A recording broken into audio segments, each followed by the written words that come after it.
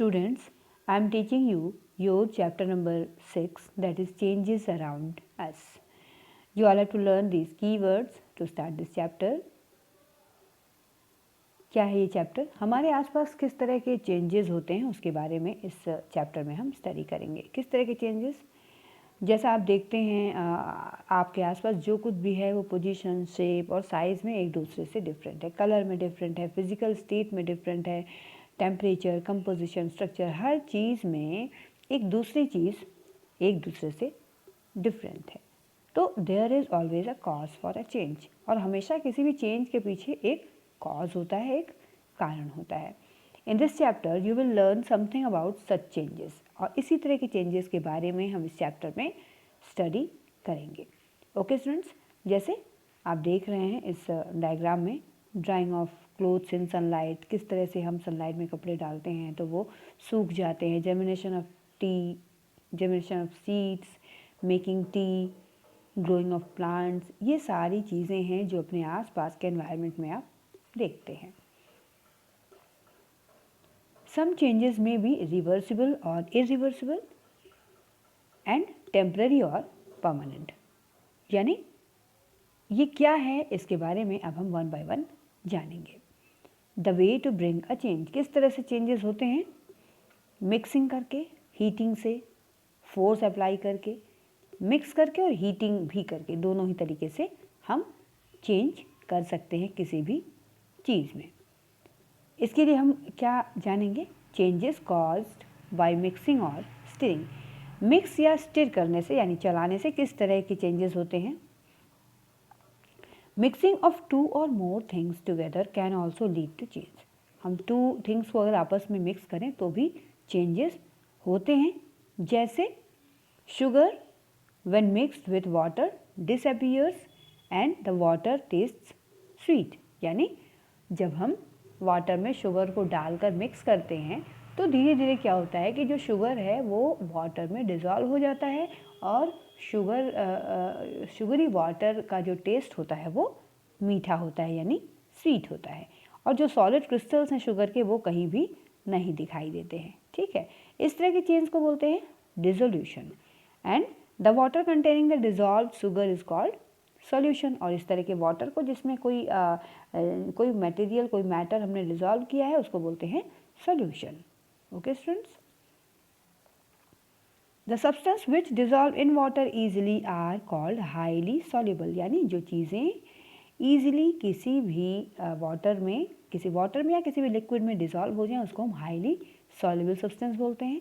And the substance which dissolve in water to reasonable extent are called soluble substances. जो dissolve हो जाते हैं उनको बोलते हैं soluble substance. The substances which dissolve in small quantity are called partially soluble in water. छोटी quantity में, थोड़ी अमाउंट में अगर वो डिज़ोल्व होते हैं तो हम बोलते हैं पार्शियली डिज़ोल्व हैं। पार्शियली का मीन्स ही होता है आंशिक रूप से, थोड़ा सा। The substances which do not dissolve in water are called insoluble in water. ये कुछ एक टर्म्स हैं जो अभी सीनियर क्लासेस में आप इसको और अच्छे से एलेबोरेट करके पढ़ेंगे। Okay students, changes caused by force और प्रेशर। फोर्स या प्रेशर डालने पे किस तरह से चेंजेस होते हैं उसके बारे में हम जानेंगे। जब हम फोर्स डालते हैं किसी चीज़ के ऊपर तो उसका शेप, साइज चेंज हो जाता है। ठीक है, फोर्स को किससे डिनोट करते हैं? फोर्स को हम डिनोट करते हैं कैपिटल लेटर एफ से। ओके स्टूडेंट्स, कैपिटल एफ से हम फोर्स को डिनोट करते हैं।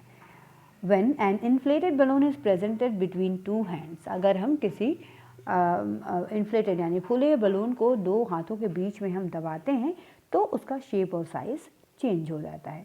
When a bag of wheat flour is pressed, its shape changes। अगर किसी भी ऐसे बैग को हम अगर प्रेस करें जिसके अंदर सामान कुछ भरा हुआ है तो डेफिनेटली हम अगर फोर्स उस पर अप्लाई करेंगे तो उसका जो शेप है वो चेंज हो जाता है। जैसे हम किसी स्प्रिंग को पुल करते हैं तो भी उसका शेप और साइज़ चेंज हो जाता है। फोम और स्पॉन्ज जो होता है उसको जब हम कंप्रेस करते हैं यानी उसको दबाते हैं फोर्स अप्लाई करके तो भी उसका जो साइज़ है वो चेंज हो जाता है। ओके स्टूडेंट्स, अब हम जानेंगे changes caused by heating. Heat करने से किस तरह के चेंजेस आते हैं? हीट क्या है? हीट एनर्जी का एक फॉर्म है। Heat is a form of energy. Whenever any object और सब्सटेंस इज हीटेड, जब हम किसी भी चीज़ को हीट करते हैं तो वो अफेक्टेड होता है। किस तरह से अफेक्टेड होता है? बहुत सारी आप देखते हैं किचन में कि जब कोई चीज़ कुक की जाती है ना, जब कोई चीज़ बर्तन में या प्रेशर कुकर में कुक की जाती है तो क्या होता है, प्रेशर कुकर हॉट होता है और उसका जो शेप है वो अनचेंज होता है, बट जो अंदर हम राइस या जो भी चीज़ पका रहे होते हैं वो टोटली चेंज हो जाता है। ठीक है, सपोज़ अगर राइस हम पका रहे हैं कुकर के अंदर हीट दे करके, तो पहले राइस बिल्कुल कड़ा कड़ा सा होता है, लेकिन जैसे ही वाटर उसमें डाल करके हम उसको बॉयल करते हैं वो बिल्कुल सॉफ्ट हो जाता है और उसमें एक स्टार्च भी जनरेट हो जाता है। ठीक है, when you pour hot tea in a cup the cup also gets hot. जब हम किसी कप के अंदर टी डालते हैं तो हमारा जो कप है वो भी हॉट हो जाता है, बट उसका जो शेप है वो बिल्कुल भी चेंज नहीं होता है, यानी हर चीज़ पर हीटिंग का इफेक्ट नहीं पड़ता है। Okay, certain things begin to burn on heating.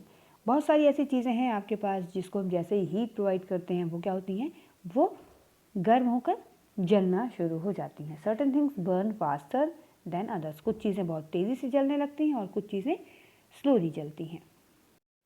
Students, बहुत सारी ऐसी भी चीज़ें होती हैं जिनको जब हम हॉट करते हैं, यानी जब हम इनको हीट देते हैं तो वो एक्सपैंड हो जाती हैं।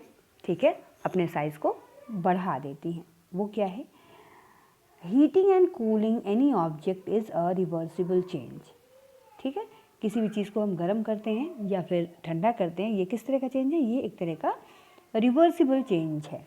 Okay students, and this process of heating and cooling finds many useful applications. और ये जो हीटिंग और कूलिंग का प्रोसेस है, इससे हम बहुत सारे यूज़फुल काम भी इंडस्ट्रियों में हम लोग करते हैं, इंडस्ट्रीज़ में किए जाते हैं। एग्जाम्पल क्या है?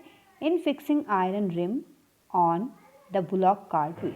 बुलॉक कार्ट का व्हील देखा है आपने? उसका जो व्हील है वो वुड का बना हुआ होता है। ओके, और जब हम इसमें आयरन रिम को हीट कर देते हैं तो जो एक्सपैंड हो जाता है, क्या हो जाता है?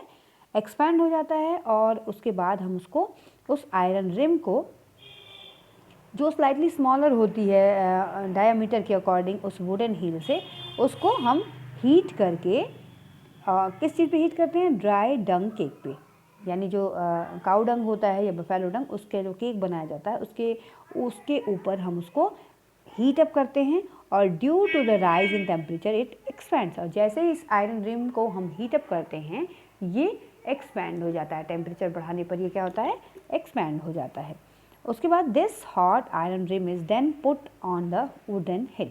उसके बाद जब साइज इसकी एक्सपेंड हो जाती है तो उसके वुडन जो व्हील है उसके ऊपर इसको लगा दिया जाता है और उसको कूल किया जाता है वाटर पोर करके, उसके ऊपर वाटर डाल करके उसको ठंडा करते हैं। और जैसे ही हम उसको ठंडा करते हैं, जो आयरन है रिम आयरन की, वो क्या हो जाती है? कॉन्ट्रैक्ट हो जाती है, यानी सिकुड़ जाती है और व्हील के ऊपर अच्छी तरह से जम जाती है। ओके।